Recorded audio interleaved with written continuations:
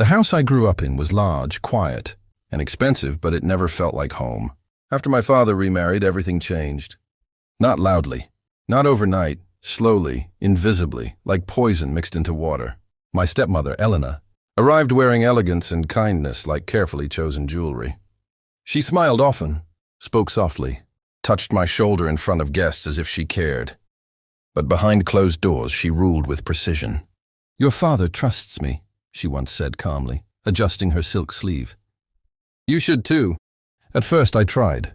I was 22 then, fresh out of college. Still grieving my mother, still trying to earn my father's approval.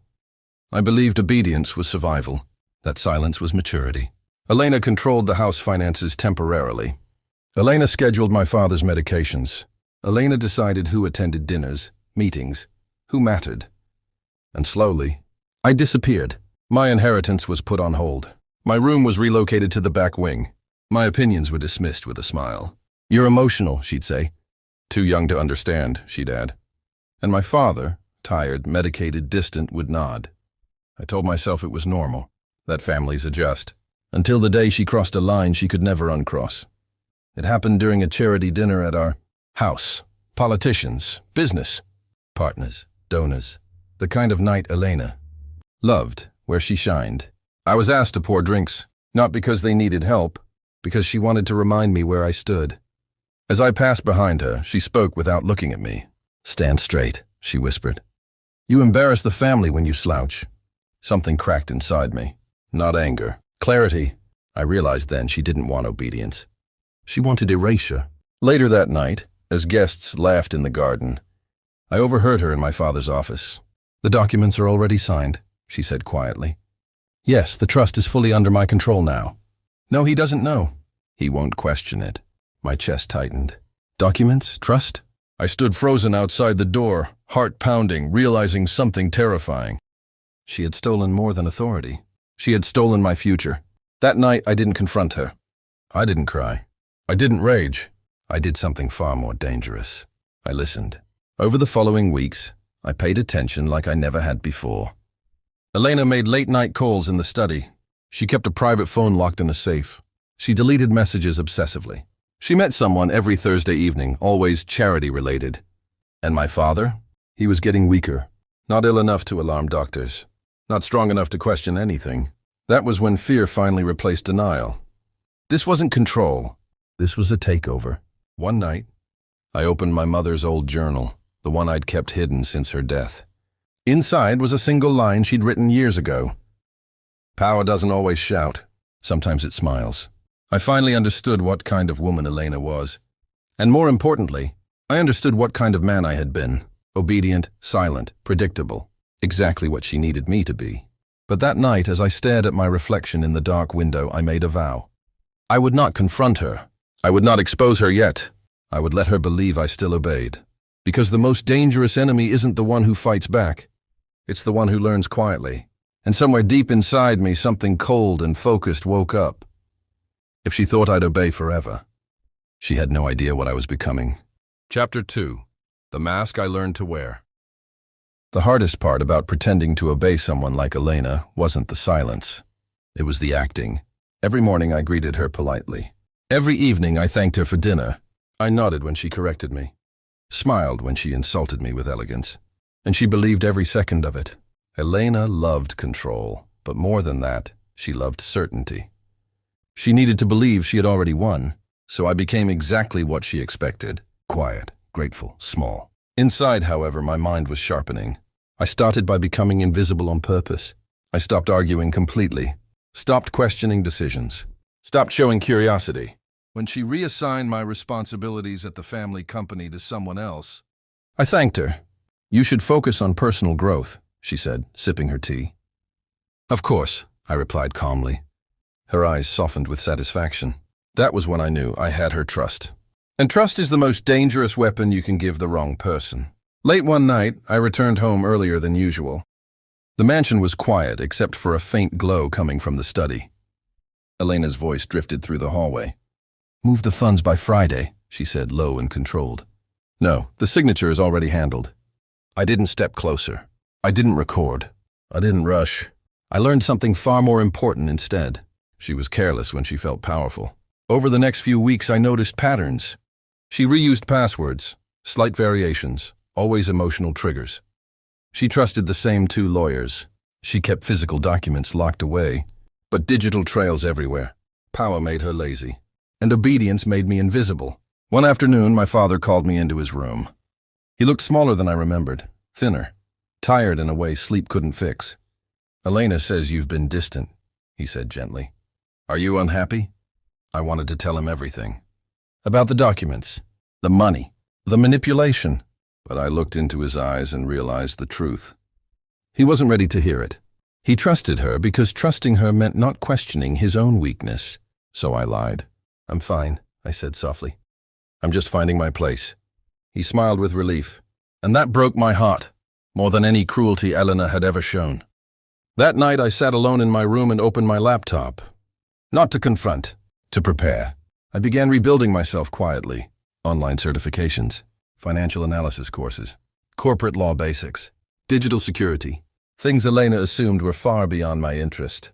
I studied at night, practiced discipline in silence, learned how power actually worked, not socially but structurally. Because exposure without leverage is suicide, and I wasn't planning to lose. Elena noticed changes, but misread them. "You seem calmer," she said one morning. "I've matured," I replied. She smiled. "You finally understand your position," she said.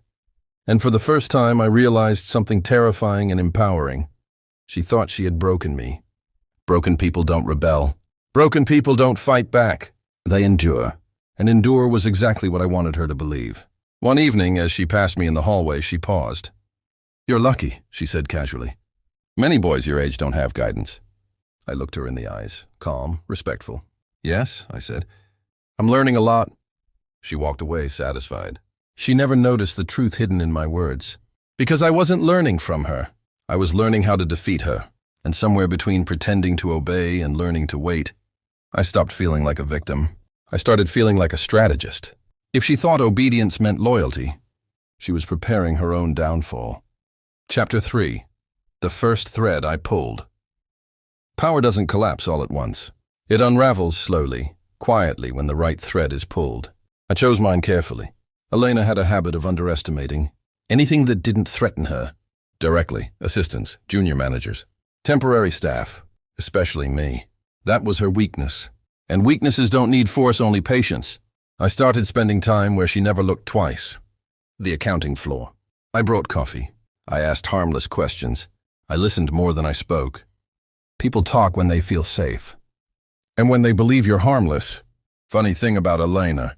One of the junior accountants laughed quietly one afternoon. She hates paperwork but signs everything without checking. I smiled politely. Inside, something clicked. Signatures or power? Blind signatures or exposure? Over the next 2 weeks, I built a mental map of her operations. Nothing illegal yet, but dangerously close. Shell vendors. Inflated consulting fees. Money moving through family-connected charities. All clean on the surface, all fragile underneath. The kind of structure that survives only as long as no one asks the wrong question. At home, Elena grew more confident. She interrupted me more, corrected me in front of others, used my silence as proof of dominance. "You see?" she told my father one evening. "He finally understands discipline." My father nodded, relieved. I nodded too. And that night, I encrypted my first folder. The real turning point came unexpectedly. An audit notice. Not official, just internal. Routine. But Elena panicked. Not visibly, she was too skilled for that. But she snapped at people. Double-checked locks. Became obsessed with control. Fear always reveals priorities. She called me into the study. "You've been around the accounting team lately," she said casually. "Yes," I replied. "Why?" "I wanted to learn," I said honestly. She stared at me for a long second, then smiled. "You're trying to be useful," she said. "That's good." She waved me away. She never asked what I learned. That night, I made my first move. Small, almost invisible. I forwarded one document, one harmless-looking discrepancy, to an external backup I controlled. No accusations, no exposure, just insurance. Because power doesn't belong to the loud, it belongs to the prepared. I started sleeping better after that. For the first time in years, my chest didn't feel tight. Not because I felt safe, but because she wasn't untouchable anymore. Elena sensed the shift, even if she couldn't explain it. "You've changed," she said one morning. "People change," I replied. She laughed softly. "Don't forget who you are," she said. I didn't answer, because I finally knew. The moment that sealed it happened at a company dinner. Elena praised loyalty, mocked ambition, spoke about hierarchy like it was destiny. People applauded. I watched silently and realized something powerful. Everyone in that room was afraid of losing her favor. Everyone except me. Because fear loses its grip the moment you stop needing approval. Later that night, she passed me in the hallway. "You're quiet lately," she said. "I'm listening," I replied. She paused, just for a second, and in that second, doubt flickered behind her eyes. She felt it. The shift. The beginning of resistance. Not loud, not emotional, but strategic. And for the first time, Elena didn't sleep peacefully. Because somewhere deep down, she knew. Obedience had ended. Chapter 4. The Secret That Feared Light. Secrets don't scream, they whisper. And the most dangerous ones hide behind respectability. By the time Chapter 4 began, Elena had already started changing her routines. She arrived earlier, left later, stopped delegating. Control was slipping, and she felt it. But she still didn't know where the pressure was coming from. That was my advantage. I didn't confront her. I didn't threaten her. I simply widened the cracks. The charity was her pride. Public image. Awards. Magazine features. Eleanor Hart, woman of power and compassion. But charities are perfect masks. Money moves freely. Oversight is weak. Questions are considered rude. And that's where her secret lived. I gained access quietly. Not hacking, not stealing. Just asking the right questions in the right order. "Why does this charity use a private logistics firm?" "Oh, it belongs to a distant relative," someone said. "How distant?" "Her brother-in-law." I nodded. Incest of business is never accidental. The numbers didn't lie. Funds entered the charity, passed through vendors, returned to personal investments. Not illegal enough to jail her, but enough to destroy her credibility. Reputation is power, and reputation shatters easily.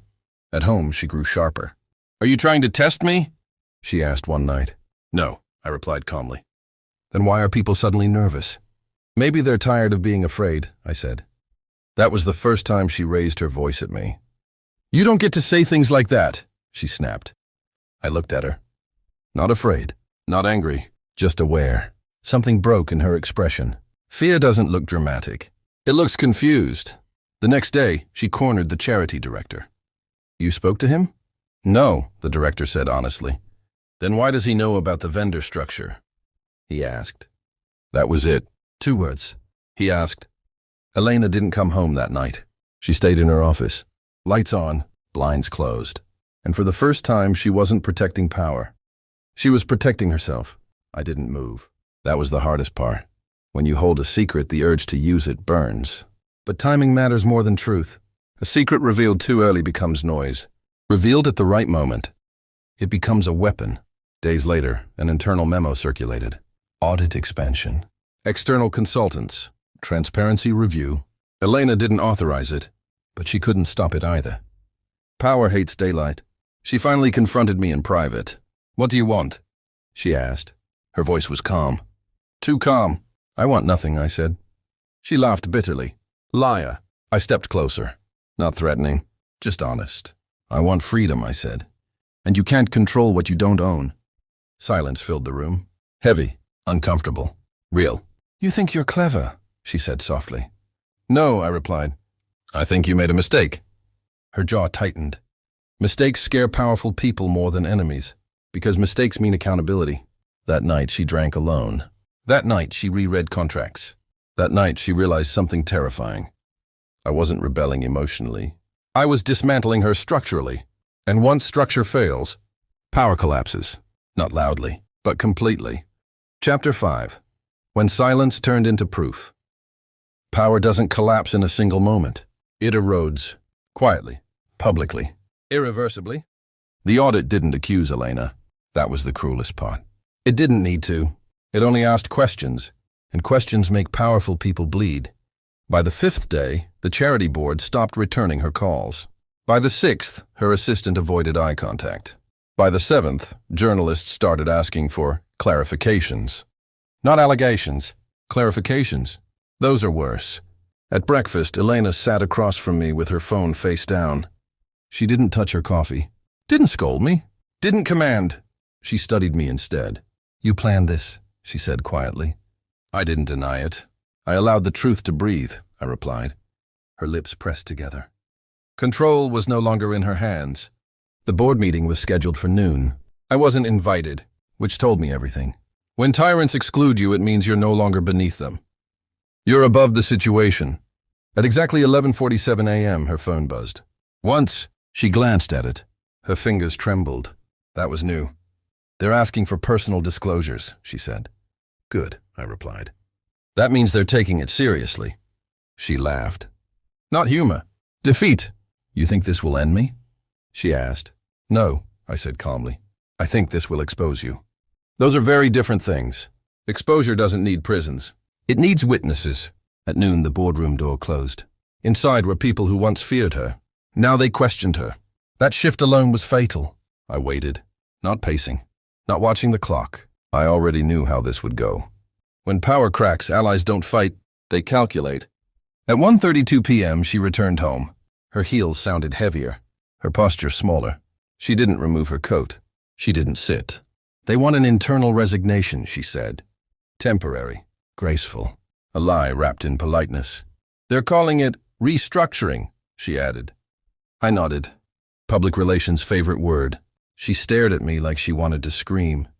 But screaming means weakness, and she still clung to dignity like armor. You'll stop now, she said. Not a command. A request disguised as one. No, I replied. One word. That was all it took. Her eyes hardened.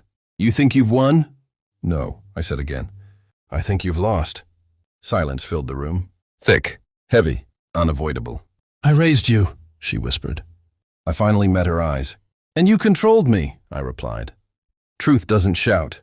It lands. She turned away. For the first time, she didn't have a plan. No leverage, no threats, no obedience to demand. That evening, the news broke. Not dramatic headlines, just a sentence buried in an article. Charity chairperson steps down amid transparency review. That's how reputations die. Quietly, professionally, forever. She watched it on TV, didn't blink. Didn't react. Then she muted the sound and spoke. They won't remember this in a year. They will, I said, because they'll remember who wasn't there anymore. She faced me. Her voice dropped. What do you want now? That question was everything. It meant she no longer assumed control. I want independence, I said. Your power ends where my life begins. She swallowed. Slow, painful. You're still under my roof, she said weakly. For now, I replied. That terrified her more than anger ever could. That night, she locked her door. I didn't follow. I didn't need to. Power had already changed hands. Not officially, but permanently. And deep inside her, a realization settled. She didn't lose to rebellion. She lost to exposure. Chapter 6, the last card she tried to play. Power never leaves quietly. It lashes out. Elena didn't sleep that night. I knew because the lights under her door stayed on until dawn. People who lose control don't rest. They rehearse revenge. The next morning, the house felt different. Too quiet. Too careful. Like a battlefield after the bombs stopped falling. She called me into the living room. No yelling. No insults. That alone told me she had chosen a different weapon. I spoke to your father's lawyer, she said casually. That name, my father. The man whose absence she used as leverage my entire childhood. He still owns shares in the holding company, she continued. Shares that fund your lifestyle. She smiled. There it was, her final card. You push this any further, she said softly, and I make sure those shares disappear. Financial strangulation. Her favorite method. I didn't react. That annoyed her. You think you're untouchable now? She asked. You're still a dependent on paper. I finally sat down, calm, measured, prepared. You should have checked the filings, I said. A smile faltered. Last month, I continued. Those shares were transferred into a blind trust. Her breath caught. Just slightly, but I saw it. Under my name, I added. Silence slammed into the room. That's impossible, she snapped. No, I replied. It's legal. Her control had always relied on me not understanding systems. That illusion was gone. You forged documents, she accused. No, I said calmly. You underestimated me. Her voice sharpened. You think this makes you equal to me? I leaned forward. No, I said. It makes me independent. That word hit harder than rebellion ever could. She stood abruptly, pacing, calculating. Her mind was searching for another lever. Anything. Anyone. Then she stopped and smiled. That smile meant danger. You forget, she said. People trust me. And suddenly I understood. She wasn't coming for my money. She was coming for my name. By afternoon, calls started. Subtle at first. Partners asking questions. Friends growing distant. Rumors spreading without accusations. The most poisonous kind. She says you manipulated her, someone hinted. She says you're unstable, another whispered. Classic Elena. If she couldn't own you? She'd discredit you. That evening she made her move. A private charity dinner. Invite only. Media present. Her territory. She stood at the podium. Elegant. Composed. Victim-shaped. I raised a child, she said gently, who misunderstood guidance as control. Gasps. Sympathy. Eyes turned toward me. He's confused, she continued. Influenced by outsiders. She paused. Let the room absorb it. Then she looked directly at me. Sometimes, she said, love looks like discipline. That was her narrative. She expected silence, shame, retreat. Instead, I stood. I agree, I said. The room froze. Love does look like discipline, I continued. That's why I documented everything. Her eyes widened. Just a fraction. Screens behind her lit up. Emails. Financial trails. Signed directives. Orders she gave. People she silenced. Not accusations. Proof. The audience gasped. Phones lifted. Whispers exploded. I never accused her, I said calmly. I just let her own words speak. She turned pale. This wasn't a private board. This was witnesses. Elena taught me one thing well, I finished. Control only works in the dark. I sat down. The damage was irreversible. She didn't chase me, didn't shout, didn't follow. Because for the first time, she had no audience on her side. That night, headlines didn't whisper. They spoke, clearly, coldly. And Elena finally understood. Her last card wasn't just declined. It exposed her hand. Chapter 7. The day her power finally died. Power doesn't scream when it dies.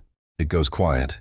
The morning after the charity gala, the house felt empty, even though everything was still there. The furniture, the paintings, the wealth. What was missing was authority. Elena didn't come down for breakfast. For the first time in my life, I wasn't summoned. No instructions, no corrections, no invisible leash pulling me toward obedience. By noon, the news had settled. Not outrage, not scandal. Verification. Lawyers don't rush. They confirm, and once they confirm, power evaporates. Her phone rang constantly upstairs. I knew because I heard the vibration through the ceiling. She didn't answer. Because every call meant the same thing. Someone distancing themselves. When she finally came down, she looked smaller. Not weaker, just ordinary. Her hair was perfect, her clothes immaculate, but her eyes, they had lost certainty. You planned this, she said quietly. No anger, just fatigue. No, I replied. I prepared for it. That difference mattered. She sat across from me. For once, no throne. No raised position, just a chair. I gave you everything, she said. I didn't respond immediately. Because for years I believed that too. You gave me shelter, I said carefully. You gave me resources. She nodded eagerly. But you never gave me choice. Her expression hardened. You think freedom looks like gratitude, she snapped. No, I said calmly. Freedom looks like silence when you leave the room. That hit her harder than any document ever could. You destroyed my reputation, she whispered. I looked at her. Really looked. Not as a stepmother. Not as a ruler. Just a woman facing consequences. No, I said. I removed your disguise. She laughed bitterly. You think this ends me? I leaned back. No, I replied. It ends me needing you. That was the moment. The exact second her power collapsed. Not because of courts, not because of money, because I no longer centered her. She stood, slow. Controlled, leave, she said. Not as an order, as a request. I nodded. I had already packed, not because I was fleeing, but because staying would mean lingering in a cage already unlocked. At the door, she spoke again. Her voice cracked. Just once. You'll regret this, she said. I paused. Didn't turn. No, I answered. I survived it. Outside, the air felt lighter. Not dramatic, not cinematic, just breathable. Weeks passed. Then months. Elena faded from headlines. Her allies rebranded. Her influence diluted. That's how power dies now, not with exile, but irrelevance. As for me, I built quietly. No rebellion, no revenge, just ownership of my life. One afternoon, I passed her in public. No confrontation, no tension, just two strangers sharing space. She looked at me. I looked back. And for the first time, she didn't look at me like property. She looked at me like a consequence. That was enough. I didn't destroy her. I outgrew her. And that was the ending she never prepared for.